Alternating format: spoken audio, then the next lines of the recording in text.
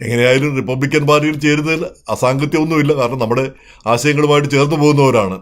എന്തായാലും ഈ മലയാളികൾ തന്നെ ഒരു മലയാളിക്കെതിരെ രംഗത്ത് വന്നു എന്ന് പറയുന്നത് അതൊരു ഖേദകരം തന്നെ, ഒരു ശരിയല്ലാത്തൊരു കാര്യമായി പോയി. വല്ല വിധേനം രക്ഷപ്പെടട്ടെ.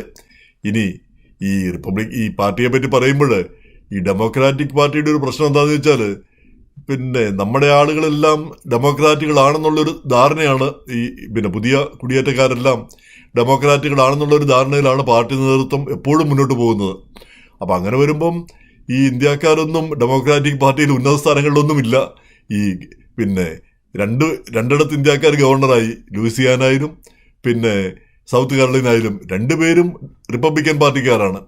പിന്നെ ഇതായിപ്പം ഒഹായോയിലെ രാമസ്വാമി, അദ്ദേഹവും ഗവർണറാകാൻ പോകുന്നു, അദ്ദേഹവും റിപ്പബ്ലിക്കനാണ്. അപ്പോൾ ഡെമോക്രാറ്റിക് പാർട്ടിയിൽ നിന്നാൽ നമുക്കൊരു ഉന്നത സ്ഥാനങ്ങളിലേക്കൊന്നും പോകാൻ പറ്റില്ല എന്നുള്ളതും മറ്റൊരു വസ്തുതയാണ്.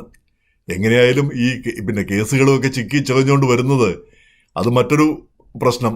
അതിപ്പോൾ നമ്മൾ ന്യൂയോർക്കിൽ അത് കണ്ടു. പ്രസിഡന്റ് ട്രംപിനെതിരെയും ഇങ്ങനെ കേസുകൾ ചിക്കിച്ചകഞ്ഞു കൊണ്ടുവരുന്നത്. അപ്പോൾ ഏറ്റവും നല്ല ഉദാഹരണം പ്രസിഡന്റിനെ 34 വകുപ്പുകളിൽ ശിക്ഷിച്ചതാണ്.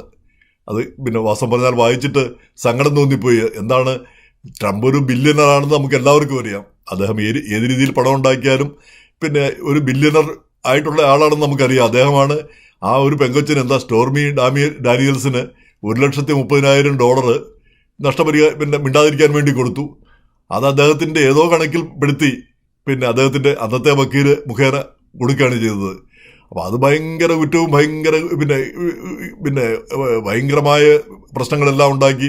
വലിയ ഭയങ്കര കുറ്റങ്ങളാണ്. 34 കുറ്റങ്ങൾ അതിൻ്റെ പേരിൽ തെളിഞ്ഞു എന്നാണ് ജൂറി വിധിച്ചത്. വാസ്തവം പറഞ്ഞാൽ അത് സങ്കടകരമായൊരു കാര്യമാണ്. ഒരു ബില്യണറായ ഒരാൾ $130,000 എന്ന് പറഞ്ഞാൽ എന്താണ്, ചെറിയൊരു സംഖ്യ.